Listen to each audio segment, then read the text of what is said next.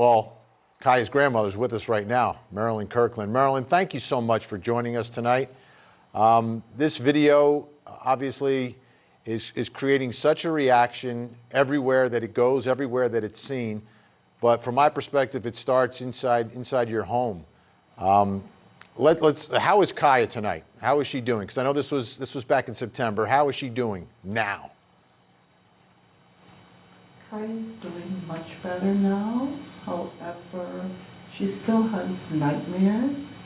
She had started wetting the bed. She's no longer wetting the bed. She's been in therapy straight through since the incident happened. And her therapist did advise us that she is making a lot of progress. She still is afraid of uniformed officers, so when we go places and she sees a uniformed officer or patrol cars, she would always kind of hide behind me a bit. But we're also working on getting her past that. Yeah, and that's absolutely frustrating because, a child should look to the men and women in those uniforms as someone they can go to when they need help. And I don't think she would ever do that. If she was ever in need of help like that, she would avoid them, which is another part of what is wrong with all of this. All right, let's walk through what happened here now. When is the first time that you are notified about the fact that your 6-year-old granddaughter has been zip-tied, arrested, and brought down to juvie? I received a call at work, and Officer Turner was on the line, and he was advising me that Chaya had been arrested and that he needs me to go down to the juvenile center. And he started providing me with the address. But when he said Chaya had been arrested, it's like my mind stopped processing at that point. I didn't even get beyond that. And I was asking him, arrested? Why would Chaya be arrested? And he said she was arrested for battery because she kicked someone. She threw a tantrum and she kicked someone. And at that point I asked him, I said, did the school not advise you that Chaya is suffering from a medical condition? And because of the sleep deprivation associated with it, she does throw tantrums. He asked what medical condition, and I explained to him that she suffers from sleep apnea.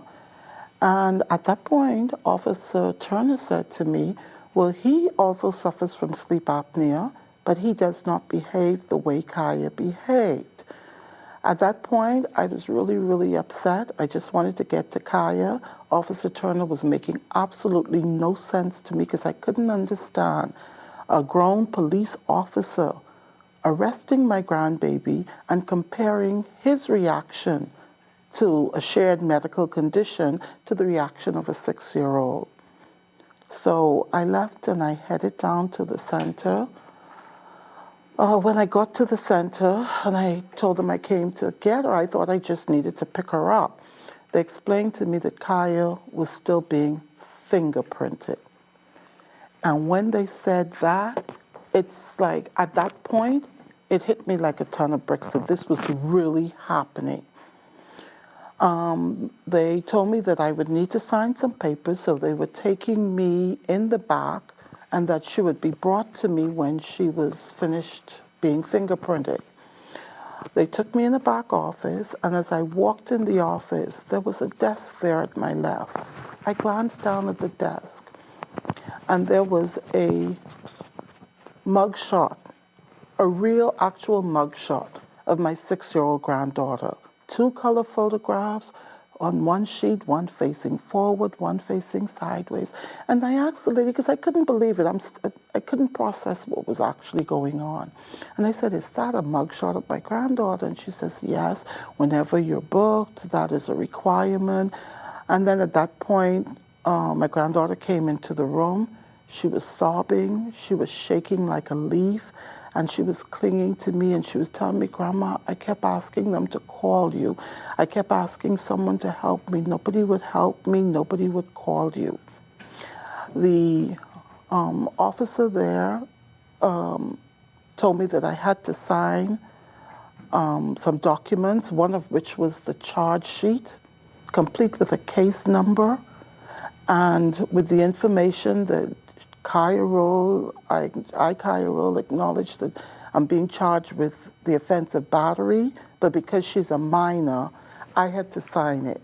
It provided a court date, a court time, and then I was advised by the officer there that Kaya had to appear at court to answer to the charges of misdemeanor battery, and that if she did not appear at that date and time, a 6-year-old who cannot drive a car, cannot call an Uber on her own, cannot take a bus on her own, but if she did not appear in court, a warrant would be issued for her arrest. And that if we could not afford an attorney, a public defender would be appointed for us. And then, I found out later that they had to find a footstool in the building to have Kaya stand on in order to take those mug shots, simply because the area wasn't set up for a child of her height. So they had to get a footstool to take mug shots of Kaya. Marilyn, this is the got most outrageous story I've ever heard. If it wasn't true, unreal. And Marilyn, I just want to point out to folks, they saw someone sitting next to you. Next to you is Senator Randolph Bracy, Florida State Senator in Orlando. So I wanted to welcome him to the show as well. We're going to talk to him in just a second. Thank you, Senator, for being with us tonight. But Marilyn, sure. I can't imagine what's going through your mind when it's about a 6-year-old, your 6-year-old granddaughter, arrested, booked, a bench warrant, fingerprints, mug shots? At first, it was disbelief. I could not believe it was actually happening to us. And then when I actually got to sit down and talk to Chaya, and Chaya explained to me what happened, then I think I began to be a bit outraged, because what was happening, Chaya had been suffering with a medical condition, as I mentioned before, and with the sleep apnea in children. Once the children have sleep deprivation, and Chaya would stop breathing, multiple times during the night. And once you stop breathing, of course, it wakes her.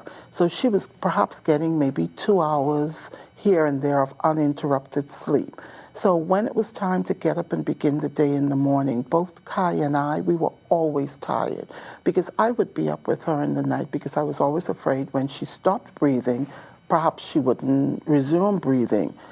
And so I would be up with her at night. But I spoke to the school about it. I explained her medical condition. I got her paperwork from her doctor, her pediatrician, all the specialists, explaining the condition, explaining what could be expected with the condition, and advising that the way to counteract it was to allow Chaya to take naps during the daytime. However, the school said that they weren't set up with a sleep area where they could facilitate her doing that on an ongoing basis.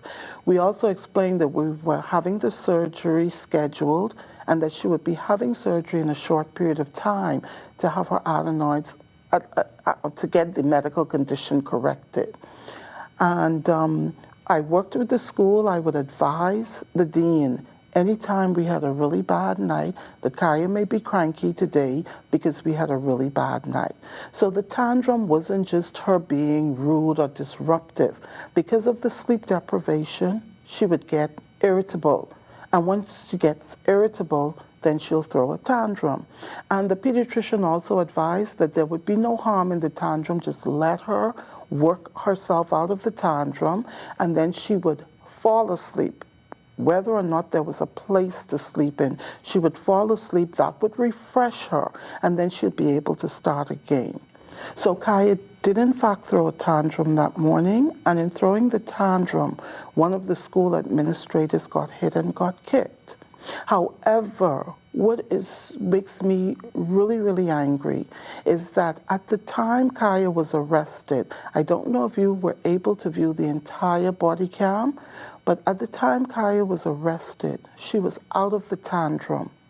Yeah, she was we sitting saw at that. a desk trying to stay awake and coloring and being talked to by the administrator.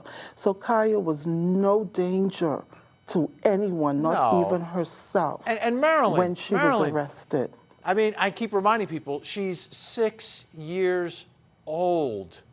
6 years old. To me, the whole thing begins and ends with that. She is a 6-year-old girl at school, and an administrator got kicked. I'm sorry you got a boo-boo.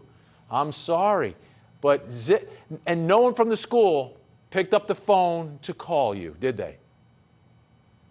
Not until the officer, he called from the school line, but advised me that Chaya was already on her way to the center and that I needed to go down to be Unreal. able to get her out. Unreal. I want to And bring the since senator, then, if I no can. one- I just wanted to bring the senator in just for a second. We've got extra time here, but Senator, I just wanted to ask you, why on earth in your state of Florida does a police officer have any discretion to throw zip ties and put the hands of a 6-year-old girl behind her back zip tied for any reason, let alone a tantrum?